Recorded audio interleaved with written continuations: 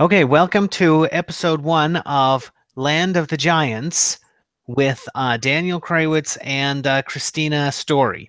And our theme song is "Emancipate Yourself from Mental Slavery," but I don't know how to play songs on YouTube Live yet, so that can be our technical goal for episode 2. So emancipate yourself from mental slavery, and just None just but ourselves can free our minds. Have so no yeah, just more. imagine that was the real version this time. So we're going to talk about some of our favorite books, or I should say, we will talk about not we may also talk about books that have tortured us.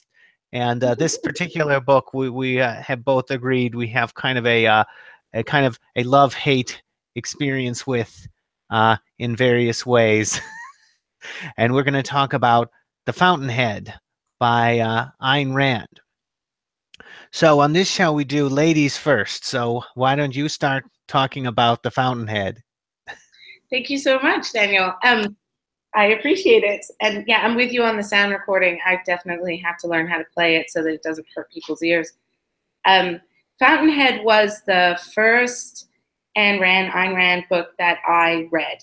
And I was thinking today when we were getting ready to chat about how simultaneously from the very beginning, the density of the prose and the thing that is continually said about her with regards to where is the editor is something a lot of readers say, but at the same time, reflecting, I read every goddamn word. And I've been known to skip words that bore me. So yeah, even just from a technical point of view, Ayn Rand is a tough thing to get into, partly because you can't escape from it. She certainly has a compelling style. So one way that I kind of describe her is I say it's like every chapter of her books is fantastic. It's just that there are too many. And if you read Atlas Shrugged, each chapter, well, many chapters, I should say, could be a great like standalone science fiction novella. Um, but it is like once you've read a few, it feels like I am constantly telling myself, yeah, I got it, when I read Ayn Rand books. And but it is like she has to repeat herself a lot just to make sure you get what she's saying. Right. I've been just taking notes as I've been listening to you. I mean, it brings to mind that quote attributed to Soliaris, right? That Mozart or the Emperor Franz Joseph saying, look, this is great, but there are just too many notes. Can't we take a few out? And the idea from classical music of repeating on these leitmotifs so that I think that to take a more positive view, right? I think that if you stick with those, oh my God, I'm going to throw this out the window, you're telling me this again, there is another, she's trying to make another nuanced detail. It's a Rococo exercise of, and here's another tiny way of working out what I'm trying to say. Here's another example. I mean, there is clearly an anxiety there to get you to get the point. Which might actually relate to some of the things that have to do with, this is always a very female author. And I think obviously some of the most controversial or interesting kind of things come out around, well, how is she treating her female figures? And certainly in The Fountainhead, Dominique's own ambiguity towards her character, towards Howard, it kind of reflects, I think, sometimes the reader's own experience of, I'm with it, I'm not with it, I'm working for it, I'm working against it, I'm sitting here reading your goddamn sentences, but at the same time, I just, what? So yeah, those are the things that I wanted to say just in response to what you said. So okay, so some basic basic takeaways. I think that Ayn Rand is a treacherous author, but the most important writers are treacherous, I think. Absolutely, absolutely. There's no free lunch, you know. Yeah. Oh, yeah, yeah. So to me, like, there's kind of a contradiction in her character, because she wrote books about people with free minds who are trying to be themselves, and who are against the soul crushing forces of the rest of the world. And yet she kind of started a cult around herself, um, and that kind of got started after the Fountainhead came out, but it really got going after Atlas Shrugged, and she had kind of these hangers on who lived around her in New York, who would imitate her, who would take on her mannerisms. And there's a great essay which I would recommend, called "The Sociology of the Ayn Rand Cult" by Murray Rothbard. Mm-hmm. And that's the first thing I read by Murray Rothbard, by the way. It's a great way to get into Murray Rothbard. And it's very funny, and he has some things about how there was an objectivist wedding, and he says people opened Atlas Shrugged and read seemingly at random to make their wedding vows. You And know, kind of like a Dadaist approach. I mean, I just interrupt because on a really personal note, when my father passed away and I was 23, he was 50 when I was born. I read from Fountainhead at his funeral service, and I got up and that's really all I read. And it was a quote mostly about how, and it was in the context of work, with regards to the fact that he hadn't done it for any of these other people, you know, that he had done it for his own self. So this idea of sort of Ayn Rand as the goddess figure of a cult, right? I think in New York and with Greenspan and with the rest of them, and my dad was old enough to have been in that kind of milieu, right? Is a very interesting kind of comment on like the one side of her female character. Because on the other side is exactly that thing about individualism, that once it takes kind of expression, no, in an identifiable symbol, very quickly becomes the anti-individualism. You know, you can be individualist only on our terms, whatever flavor. So a kind of intellectual fundamentalism, right, can work its way into even the most radical forms of libertarianism or individualism. So that's one thing I think is interesting about her biography, and the way in which her texts have kind of been turned into these sacred texts, a little bit like the white paper, a little bit like any text that human beings find meaning in.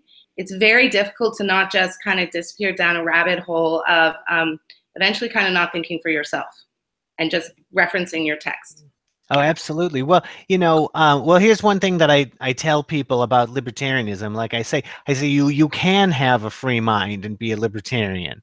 Okay, that if you have a free mind, I think that you should be a libertarian. But if you become a libertarian, there's lots of pitfalls there. There's not just the Ayn Rand cult. There's plenty of cults in libertarianism, and that's because cults are rivals of the federal government, because the federal government is its own cult. You can't have two working together at the same time. And many cults have libertarian views. Like I would say the Jehovah Witnesses and Scientology are kind of libertarian as far as politics go. But you sure wouldn't want them to be in charge, would you? Well, They're you know, as it depends on in charge of what. As somebody right. who lives in a country with a very high density of Jehovah's, and actually almost convinced one to engage in voting for me, you know, I think we take a narrow view. There are bake sales that they're very good at. You know. Oh, okay. You know, if you ever wanted to get literature distributed, they're fantastic. You know, at showing up at your door. So, We should talk about those guys sometimes, because I love the right, Jehovah Witnesses. right? Because there are really interesting ways into, you know, if you mobilize the sacred text of the very people you want to be in conversation with, you have a much better chance of shifting, okay, their perspective than if you just try and come at it from the outside and try and convince somebody that just from the outset you have a better interpretation or their interpretation is wrong, right? I mean, I think the thing you were saying about, you know, the federal government being a cult, I think libertarianism, I think the real challenge is that every kind of system of thought has nuances. Every system of thought eventually asks you to remember not to throw Freud into this, but ultimately all of these systems are ways of kind of confronting the fact that we all die, right? We're all trying to confront the fact that we need to have some organizing principle that gives life meaning, or what we do between, breakfast and bed with, and so on and so forth. So, I mean, I think, just speaking for my own self, the alternative to a kind of, I'm exhausted, I'm just going to believe or rest upon the structure of whatever framework, right? Belief system of others, is this alternative of like, wow, it's continually kind of meaningless. It's continually kind of nihilistic. It's continually kind of postmodern, and there is no truth. There is no anything else. So, I mean, I think just in sympathy with human beings, it's hard not to cultify. So, well, so I think that there is a controlling tendency in Ayn Rand's character herself. Well, you mentioned her anxiety, her need to repeat the same thing over and over, and have a series of similar examples, that kind of say the same thing. Well, if the first section of the Fountainhead is probably the worst at this. There's a series of stories about Howard Rourke and Peter Keating that are basically the same thing, where Rourke tries to do his own thing, and he is eventually punished for it, and Peter Keating is rewarded for following the mainstream. And I really like what they did with this in the movie of the Fountainhead. There's a who was the main actor in that one?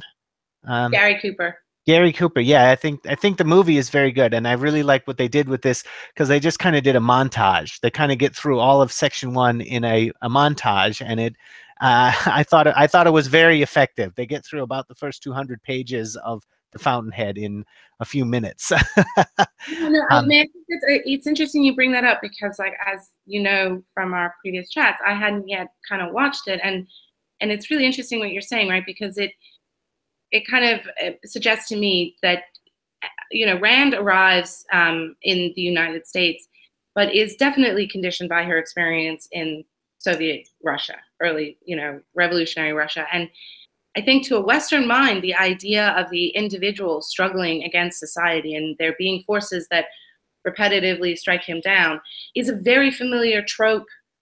But to Rand, I think she might have been writing at that point really from a kind of internalized sense that was far more for almost like the audience she left behind, where from her framework, people really were brainwashed into and didn't have the cultural heritage, right? I mean, who is she writing out of? She's writing out of the 19th century Russians, not known for their brevity. Yeah? Right. So as you talk about it, it makes me think about, what is going on there, and perhaps if we take a kind of artist, the mindset of the artist, all artists throughout all time, like humans who are creating, is it not the case that in the very first instance, you're creating for your own self? So you're working something out for yourself. Yeah. And, the observation that she could have done with a better editor, you and I both agree on Stephen King as being one of the best writers out there, but there are also legitimate places where he might also have done with an editor. Well, we should do Stephen King on this show too, because I think that he is I think that he's a lot like Ayn Rand in that his books border on craziness. They border on insanity, but there's so much great stuff in them as well. 100%. And I'm the first one to say, with all of my fancy degrees and all the rest of it, that, I came to King very late. I would have read stuff in, out of the airport bookshop. No Problem, Jews Krantz, I think I read before I read Stephen King. But when I finally got to him, right? I mean, it's terrifying, no?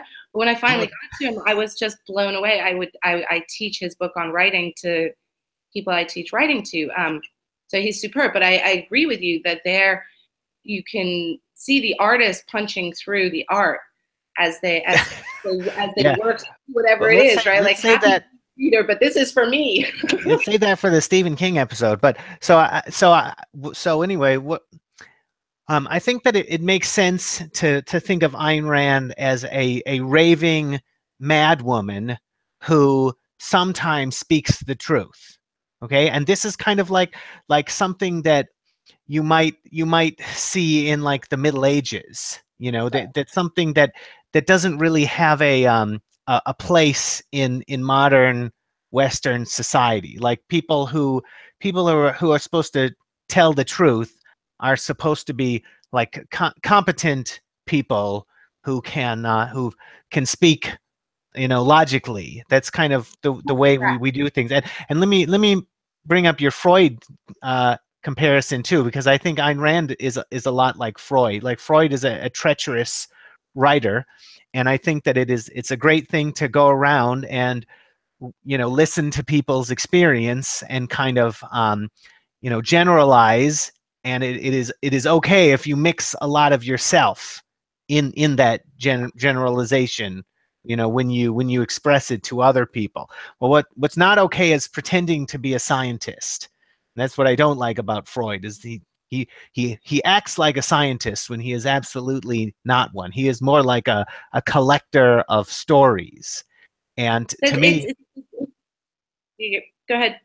and to me, Ayn Rand is kind of like that, because she pretends to be a philosopher when she is really a raving crazy person. And I think that it would be more, it would be it would be easier to approach her and um, and get something out of her writing if you think of her that way. Because to me, like her later philosophical writings are kind of silly, and I am not too into them. But the thing that's valuable about her books is kind of the way that she presents the personalities, their archetypes, in a way that is so compelling. I think that it really touches our instincts as humans in a way that's hard to ignore. And all of the So, philosophical stuff is kind of like, it's kind of like trappings that don't really matter. so I love listening to your videos, and this is great to talk to you, right? Because every sentence you say kind of precipitates a whole paragraph. I got scribbles all over this paper, for sure, right? So this idea that that truth currently is delivered by people who are quote competent it made me think of the word technocrats, right? Oh, absolutely, yes.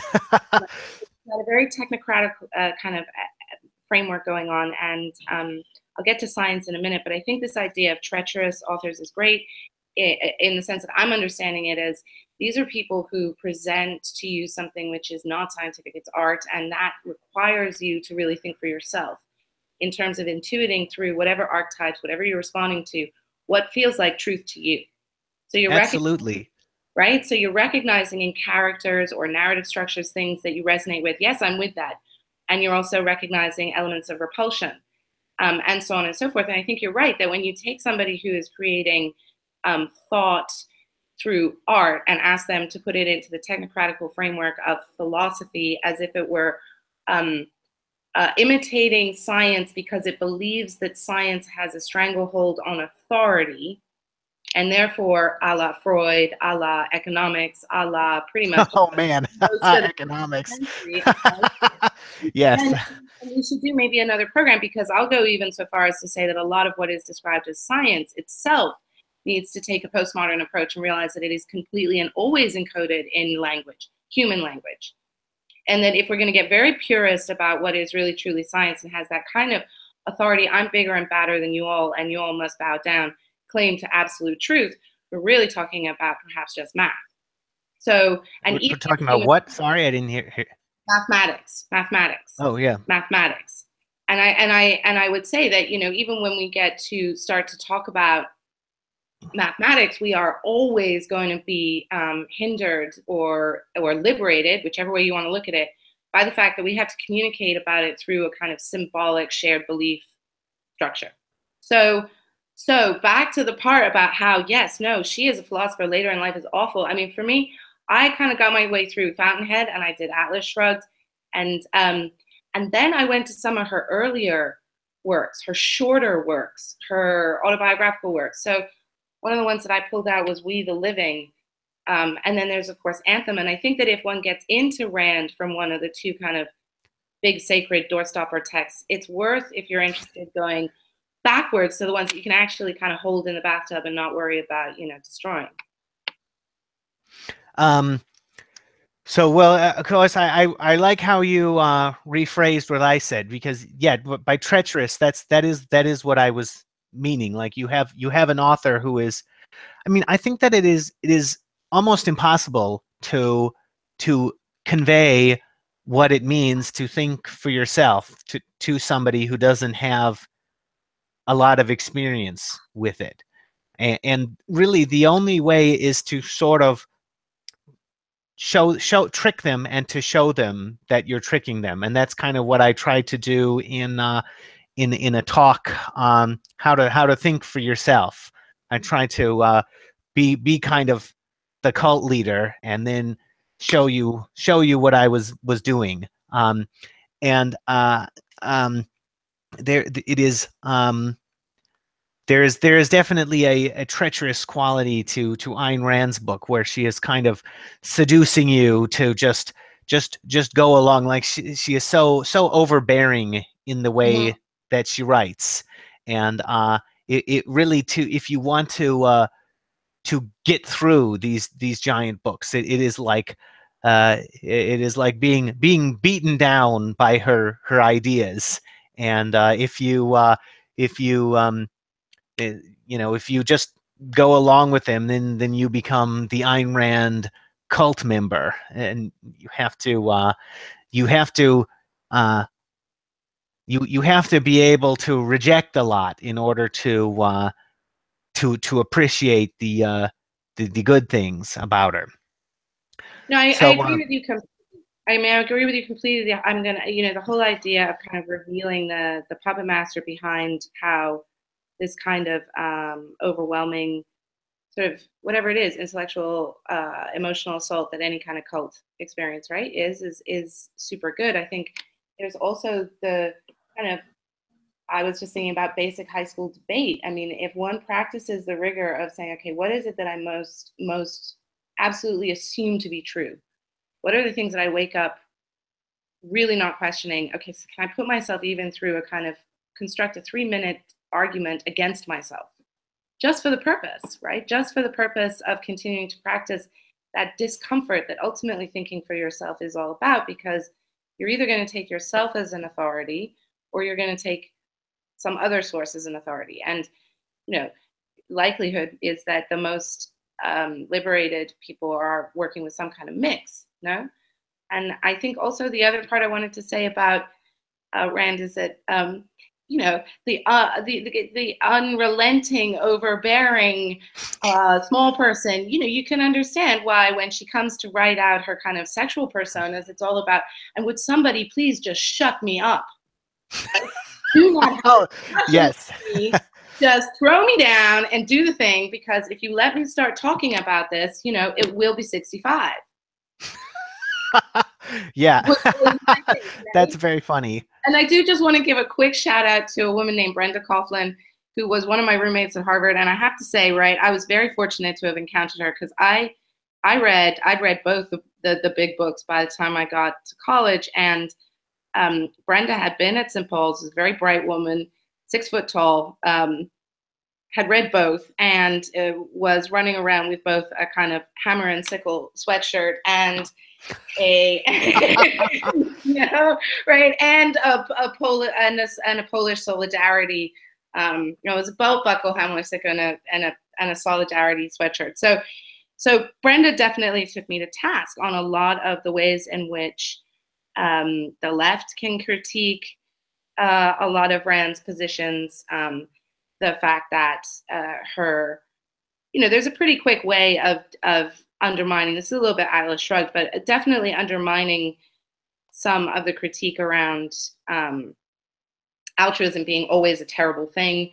And you just get into game theory, right? Where when you recognize that like other people's well-being is definitively in your well-being, self-interest, right? I mean, it is better for me to not have starving, vomiting people right outside my street, generally for my well-being. No, I have a constructed altruistic interest, even if it's aesthetic, okay, to living in a world where there are minimum standards. So, the idea that you should take Ayn Rand or Nietzsche or Plato, who said that, artists are in the grip of divine madness. Of course, she's a crazy person. I think anybody who sits down to write a book to try and talk to a whole, who knows, is a bit of a crazy person. I'm rambling a little bit, but yeah, that is my take on her overbearingness and the difficulty of thinking for yourself once you encounter something that's really seductive. So I thought we would go over the plot a little bit now. Mm-hmm. So I think that well, first let me just quick go over the characters. The main character is Howard Rourke, and he is like he is the Fountainhead. That's why he's the title of the book. He's the creative person, and the main thing he wants is to have his own be able to realize his own creative potential, and he doesn't care if he has to work with small things or big things. He's happy to build big things if you give him a chance, but he would rather build his own small thing than be involved in somebody else's big project. He wants to disregard. He wants to, from the very outset, disregard the canon. He wants to disregard received wisdom. He wants to, but his mission is not that. It's not that he defines success by being anti-canon. No. Right. Yeah. So yeah, and I think this is important because or I should say the social justice warriors, right? They want to get rid of the Western canon entirely. Right. And then the alt-right, they want to preserve everything of Western civilization, no matter how dumb it is. Yeah, or just simply not. Just simply, I mean, the problem with that alt-right position is just as intellectually barren, right? Because you're not including the very things that Western Civ responded to in the first place. I mean, if Western Civ represents the voice of the viewer, then it makes more sense to include the voice of the object. I mean, you get a much better idea of what the viewer is telling you if you have some sense of what the hell they're responding to. So yeah, and the whole idea of throwing out baby with bathwater. Also, Bugs Bunny Trotskyite, right? Like, if you're going to dismantle a system, you best understand how it came to be in the first place. Yeah, so I mean, I think that there's a series that I have that I really like called The Great Books of the Western World. It's these giant ornate volumes. Then have important books from up to the end of the 19th century, and so what I kind of think makes is a way to detect an interesting person is somebody who likes about half of those books. So somebody who is interesting is somebody who understands them and is not afraid to say that some of them are completely stupid. And I agree. I agree. And I also think that people should generally look. I think that if you start to read a text and you don't like it, you should put it the hell down. The whole idea. I've only ever read one book all the way through to the end that I really hated, and that was Foucault's Pendulum, and I really did throw it away. Oh my God, that book is. I was more mad. I was more mad with myself for not putting it the hell down. I think. Yeah, I know what you mean. You know what I mean? Like, what the hell? But I do think, but I've also always preached that, like, look, it's really worth knowing what these things are about. You don't ever want to be sitting at a dinner table and have somebody make you feel stupid because you just don't happen to know what the cultural reference is. So on the one hand, read and consume the literature as you please. Like, you don't have to have read Rabelais, right? You don't have to have read Don Quixote, but you sure shit need to be able to know what it is, so that you don't get caught in a situation where I mean, especially if you're interested in things like power, especially if you want to participate in whatever dominant structures there are. Same thing goes for anything to do with Bitcoin, right? Please don't find yourself in a situation where you don't at least know what these people are talking about before you wade in. You don't actually have to have read it. Anyway, that's so there's a great scene at the start of the Fountainhead where Howard Rourke says that the Parthenon is stupid. He's going to be an architect, and he's like, Parthenon, whatever. And the administrator in his school is like, but it's the Parthenon. Mhm. and he's just shocked that Rourke would say something like that. Um, and then that kind of tells you the entire first section of the book. There's four parts to the book. You could have Mhm. pretty much figured out what's going to happen in section one just from that scene. And so that's character one. That's Howard Rourke.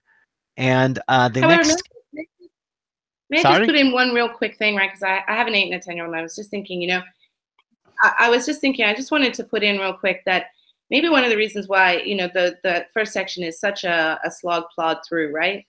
And I was thinking about at 18, even though I was pretty clued in about the world, I was still really, really not clued in as to how power perpetuates itself. All the ways in which those folks the institutions that want to push back against someone who's like, I'm just going to disregard even your criterion of assessment. So I think depending on what age you are, or depending on whatever level of awareness, I was just thinking about my coming into teenage years children and thinking, there is something worth going through that whole long section, because if you are in any way unconvinced about the forms by which individualism is suppressed, here's a pretty good primer. So carrying on, section 2. so well, the next character is Peter Keating, and he is the borrowed life. The working title for the Fountainhead was Borrowed Lives, I think.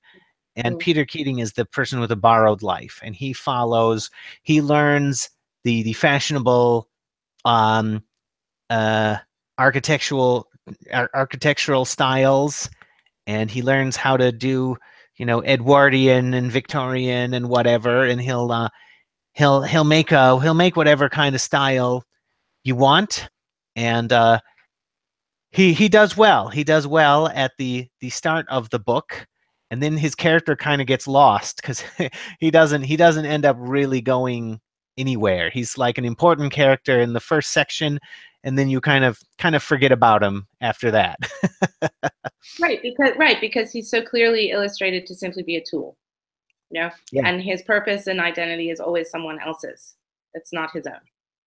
So the next character is Dominique Francon, and I am going to argue that she is the real main character of the book. And I like what they did with her in the movie too. The movie follows the book closely. It just that it kind of edits quite a bit, but the stuff in the movie follows the book, and she is more of a central character in the movie, which to me makes a lot of sense because she is the only character who has agency in the story. Um, to me, like Right, Rourke, the other characters are so archetypical that they never right. do anything really surprising. It's like I already told you everything about Rourke, and he never does anything that goes against what Right. I There's said no about complex. him. Yeah. Right. There's no complex. Totally. So if you think about it just made me think about Byzantine saint paintings, right? The Renaissance, all very sexy because it makes 3D, but for a long time you have these flat images, just totally flat, flat, flat images. Um, and I would argue that Rourke represents some version of what Rand would like to see herself as, or some guy she would like to meet. And Dominique is actually, obviously a working version of her own self with real human ambiguity. I Yeah. want to be like this, but I also have to go down the road and buy my groceries and conform. So how do I navigate that tension, and how do I continually function in ways that are both, supportive of my cause and subversive to my cause? And I'm going to work that out emotionally on Howard. And if you think of Dominique Franken as being the main character, then the plot of The Fountainhead is a lot like a typical fantasy series written by a woman, like Twilight or The Hunger Games, because the plot is there's this female, and then she is trying to decide which of two men she is going to end up with. So Oh, absolutely. And I think that if you, I can't remember, I should have looked it up. I'll put it in when I post this and everything, right? But there was a great biography of her, um, which, yes, absolutely makes it clear that, art imitates life, imitates art, and there's this cool stuff that happens in between. But there is no text without some degree of biography in it, including the most scientific ones, just by virtue of what that person chose to do an experiment on in the first place. So her life was very much about choosing between two men or multiple men, or then towards the end of her life, kind of a collection of men. And so, for sure, I mean, I think given that she had such clear interests in power, I think at one point I said to you, I think Ayn Rand kind of wanted to run the Fed herself. She was also struggling with or whatever struggle, interacting with the fact of biologically being a woman, the fact of culturally constructedly being a woman, and both kind of wanting to, and this is a perennial challenge, right, is how to both inhabit all kinds of personae and positions that are constructed masculine, and how to inhabit personae that are constructed feminine.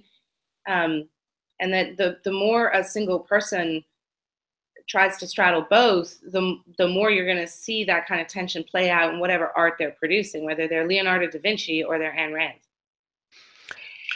So Dominique's story begins where she smashes a statue, and she's quite a self-destructive person. She's like somebody who is quite traumatized. Passion. I mean, I think she's right there from the outset, kind of going, whatever it is, whoever it is that I'm going for, I'm not going quietly. And so she kind of recognizes that all art is kind of a sacrifice, and she wants to smash the statue because she doesn't want great people to sacrifice themselves. That's how I interpret that. And then she meets Howard Rourke, and at the time he wasn't able to get an architect job, so he's doing manual labor. And she somehow magically reads his mind and knows that he is the Fountainhead. And then he reads her mind magically, and they have a rape fantasy scene. Yeah, or just to get to it kind of thing. I mean, depending on, do people send each other in the heights of passion sort of engraved cards saying, hello, please, now will you have sex with me? We can do another episode on, what rape is and what rape isn't. Yes, but I think that some of the things that she reveals in there have always been kind of problematic and uncomfortable, and that, people need to have less, perhaps, ideological conversations around it. And I think things like 50 Shades of Grey have, since the time that I read those books, made it a whole lot easier for, polite people in properly intellectually framed cases to discuss this stuff, right? But one of the things I wanted to say is I listened to you, and I'm so listening to you. I love listening to people recount plots because I always get lost and talk forever. But the thing that strikes me is that there Dominica is watching him do manual labor, and yes, it's all very erotically charged, but it also brings to mind those Soviet posters that precisely were rhetorically glorifying the great kind of Nietzschean purity of manual labor, and manual labor done in a heroic way, right? Which is not so different from the kind of Zen and the art of motorcycle maintenance perspective, right? That there is this this great Fountainhead capacity, yes, to do even the most menial things if you do them with a kind of a heroic approach. Well, that is an interesting thing to say. I have this great book of here it is.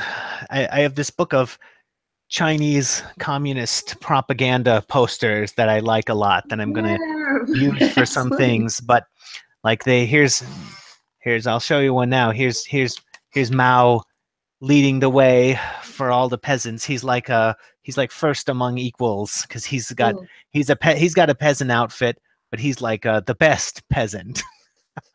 It's like a pure white peasant outfit. Stitching and linens, yeah. Yeah, and yeah, there are a lot of pictures in here where people are doing farm work, and they're kind of got these cult smiles, like I don't have it pulled up, but yeah, I mean, if you look at kind of 1921-22 posters from Soviet Union, you've got people who look exactly the way Howard is described. Um, right down to the musculature and the kind of, in the posters, there's a lot of pickaxes and kind of coal miners. And um, so it's very cool to have that kind of prompted, because I think, maybe one of the reasons why she writes so strongly and over verbosely about a lot of this stuff is that she's trying to write it out of her own self. She's kind of almost trying to deprogram her own self. Oh, wow. I really like that's really cool. Yeah, yeah. No, I think that makes a lot of sense. So then they have kind of an affair for a Mm-hmm. while, and Howard Rourke does a bunch of pickup artist stuff on her. And I remember there's this scene where it's talking about how Dominique tries to, well, her name is Dominique. She tries to control him, and he kind of doesn't notice and Mm-hmm. says like she would try to get him to come over and he would say, no, I'm too busy.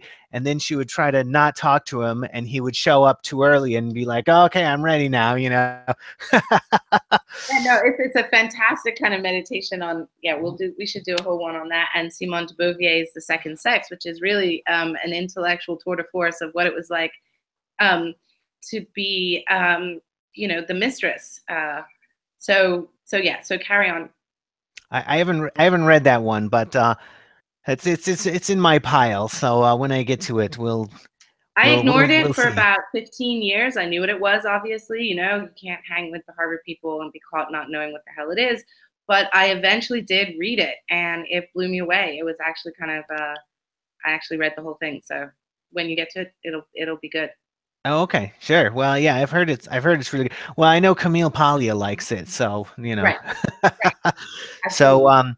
then the next character is Ellsworth Toohey, and he's kind of the opposite of Howard Rourke. He's like he's the evil. He's the arch evil character. Ooh, And he is kind of ooh. like the most nonsensical character in just about any book that I have ever read. And I cannot understand what Ayn Rand was thinking when she created this character.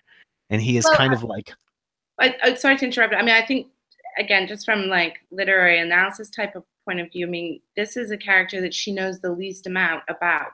This is the one that she doesn't even have a kind of intellectual fascination with, like she would with Rourke, right? Because in that case, she's describing a giant. She's describing a non-existent, human, two-dimensional.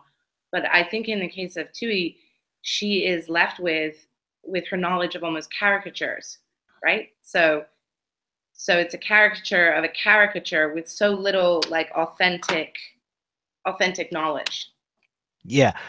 Yeah, well, I mean, I think that he really kind of shows how silly the idea that the idea that Ayn Rand has that altruism is always evil. How like when you take that to its logical conclusion, you come up with something that is absolutely nonsensical. Because Right. Tui is the ultimate selfless individual, and he tries to like seduce people with his ideas, but then he doesn't. He's kind of nobody notices him. He doesn't try to be the center of attention, but he's like silver tongued, and he gets these corrupting ideas out there, and he is kind of. I just can't understand what she was doing with this guy. Like he does not act Well, real at I think, all to me. yeah, I don't think he's real. I don't think he's real at all. I think what he is okay. So we both agree that she's not great when she tries to do kind of like philosophy, right? So I do think that in these cases, except for her characters are her walking, talking philosophy things. And I Right. think that Tui is basically she read a bunch of Nietzsche. She read a bunch of Nietzsche around how um, and it's a very powerful argument, right, about how the self sacrificing thread of the message in the Jesus cult or in Christianity um, is the most destructive element and is the basis on which um, slave mentality results not only in you not fulfilling your potential, your uber hoodness, but it also can completely destroy you and can be a force of evil. So I think when I've read his character throughout the years, and then Nietzsche is a person I return to from time to time because he writes so well. I mean, you do not have to even understand what you're reading to just love how well he writes. Beautiful writing. But I think that's what she was doing there. I think she was trying to really bash out um, this kind of earth-shattering insight that one of the most widely held belief frameworks, right, that to sacrifice yourself or to do for others is what is good for you. Yeah, she was on a mission to try and get people to question that.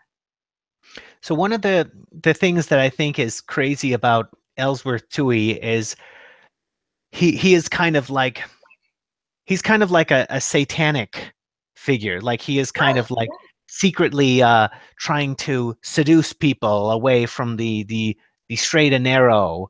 And to me, like the amount of energy that he puts into destroying the world without and that he is somehow a selfless person uh, while he's doing this just does not make any sense. Like somebody who is putting that much effort into ruining everything is not it's not a selfless person. It's a Oh, I person. agree.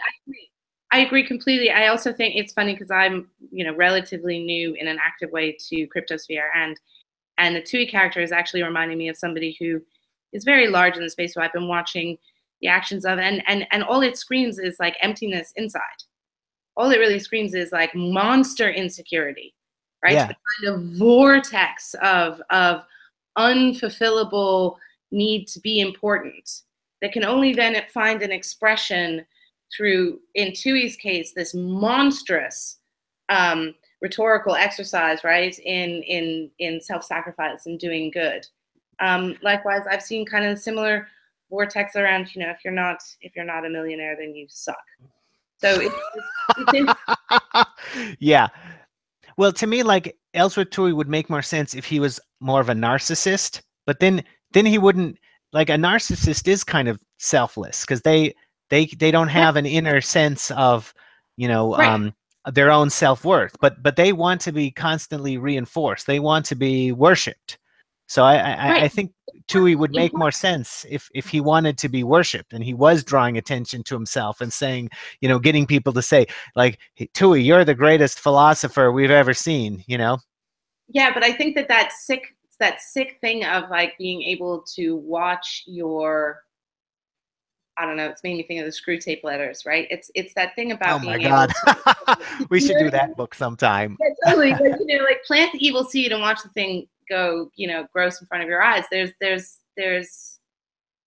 even, to a certain extent, the desire to be worshipped, the desire for like explicit attention is perhaps less evil than that which is just there for its own enjoyment. It's just watching destruction for its own, the hollowing out of things for its own pleasure. I mean, Well, that's pretty gross. you're starting to make Ellsworth Tui make more sense to me, but I still think that he's a real weirdo. Oh, So I think there's so too. And I agree. And as I said, I think in some ways it's one of those like technical failures in her writing because precisely because she's trying to express, what are whatever you think of them, they're necessary ideas to sort of sit in balance with whatever she's loaded on you about Rourke. But if as a reader you're so kind of untaken by the motivation, then it just, as you say, you're kind of like, huh, what, huh? and so I think that the section with Tui is kind of, excuse me, it's kind of the most interesting dramatically because Howard Rourke is hired to create the temple to the human spirit. I think that's what it's called. Yeah, And there's a wealthy man who has been kind of seduced by Tui, who a wealthy man who has a lot of spirit left, because he wants the temple to the human spirit and he wants to hire Rourke to do it, but he also has Tui whispering in his ear. I don't remember what the man's name is, but he hires him to make the temple, Gail and Wyand, isn't he? no, that's the next character. Um, Great. Gail Wynand is like the if you were we were watching if we were reading the Twilight series, Wynand would be like the werewolf, and Right. Rourke would be like the vampire because the female character keeps bouncing between them. And she tries. So Nice day. Wynand is he's actually my favorite character. I think he's the most interesting character. Since I'm talking about him, I'll say something about him. But he is someone with a lot of creative energy, like Rourke, but he wants control over public opinion. Like he is not Mhm. content to be a small person who is fulfilling his own creative potential in a small way. He wants to be big no matter what. So, uh, well, it looks like we may have to do a part two to I would this love to do episode. part two. Okay, I well, I guess we are. This is the end of episode one, and we're going to finish the Fountainhead next time. So, yes, thanks. I do want to say, Daniel, right, that the I've just sent you a message, which is why I was sort of abrupt, but just to say I'm off to watch my 8-year-old do her drumming music performance. And so I have to kind of flip over into like giant supermom right now and jump Yeah. in my car. Well, that sounds very important. So, You know, of course, we will make time for that. but So, so I really appreciate this because I didn't expect to be able to have such awesome conversations when I started researching how to buy Bitcoin. So I think the power of Bitcoin, right, is more in this kind of network effect, even than in like whatever's going to happen to its prices this evening. So, oh uh, well, I had a fun time on episode one too. So stay tuned, and we'll do part two of the Fountainhead next week, hopefully. all right, my dear, I will talk to you soon. Okay. See ya. Thanks, Daniel.